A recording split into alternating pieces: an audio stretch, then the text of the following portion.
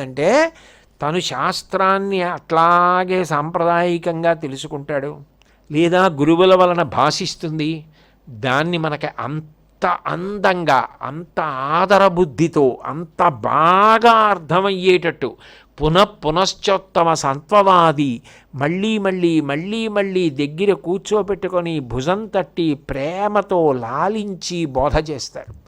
అందుకే ఆచార్యుడెవరు అన్నదాన్ని నిర్వచిస్తూ ఆచినోతి శాస్త్రార్థాన్ ఆచారే స్థాపయత్యపి స్వయం ఆచరతేయశ్చ తమాచారం ప్రచక్షతే. ముందు శాస్త్రములనన్నింటినీ కూడా అంత బాగా అధ్యయనం చేసి తెలుసుకుంటాడు.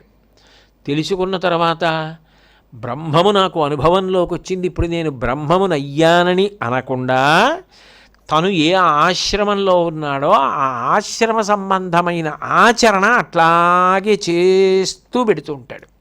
అది ఎట్లా ఉంటుంది అంటే, ఆచరణ చేస్తున్నప్పుడు మరి లోకాన్ని దృష్టిలో పెట్టుకుని చేస్తుంటే రెండు కింద కనపడుతూ ఉంటుంది. ఆచమనం చేస్తున్నారు, ఎవరిని ఉద్దేశించి చేస్తున్నారు, ఎవరి కోసం పూజ చేస్తున్నారు అన్న మాట వస్తుందా? అప్పుడు రెండు అయిందా?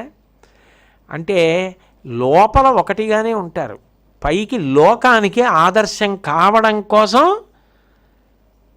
అట్లా ధర్మాచరణ చేస్తుంటారు. దానికి ఉదాహరణ శంకరాచార్యులు వారే చెప్తారు వేదాంత ప్రకరణంలో. ఒక స్త్రీ తల మీద పాలకుండ పెట్టుకుంది, పాలకుండ పెట్టుకుని నడిచి వెడుతోంది. ఆమె నడిచి వెడుతున్నప్పుడు రెండు చేతులు ఊపుకుంటూ ఇలా ఇలా ఊపుకుంటూ తల మీద చుట్టకుదురు అంటారు, గడ్డితో చేసినటువంటి గుండ్రంగా ఉన్నటువంటి ఒక ఆధారాన్ని పెట్టుకుని దాని మీద కదలకుండా ఉండేటట్టు పాలగిన్నె పెట్టుకుని ఆ పాలకుండతో నడిచెడుతూ ఉంటుంది. పక్క వాళ్ళతో మాట్లాడుతూ ఉంటుంది, ఇలా తిరగదు, ఇలాగే నిటారుగా తలపెట్టి పక్క వాళ్ళతో మాట్లాడుతూ ఉంటుంది, నవ్వుతూ ఉంటుంది, చేస్తూ ఉంటుంది. దృష్టంతా పైనున్న కుండ మీద ఉంటుంది. ఏదైనా కదలికి వచ్చింది అనుకోండి, టక్కుని రెండు చేతులు ముందు పాలకుండను పట్టుకుంటాయి. అంటే దృష్టి పాలకుండ మీదే ఉంది.